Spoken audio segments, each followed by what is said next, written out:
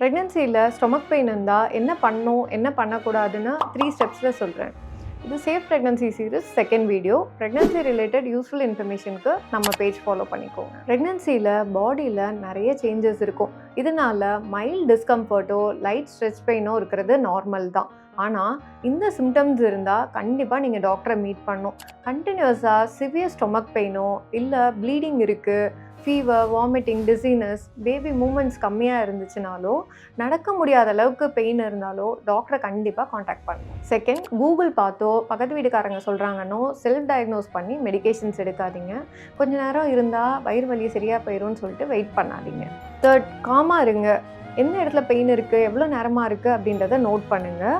உடனே உங்கள் nearby கைனகாலஜிஸ்ட்டை meet பண்ணுங்கள். சீக்கிரம் டயக்னோஸ் பண்ணுறதுனால சீரியஸ் காம்ப்ளிகேஷன்ஸ் இருந்தால் கூட மதரையும் பேபியும் சேஃபாக ப்ரொடெக்ட் பண்ண முடியும்.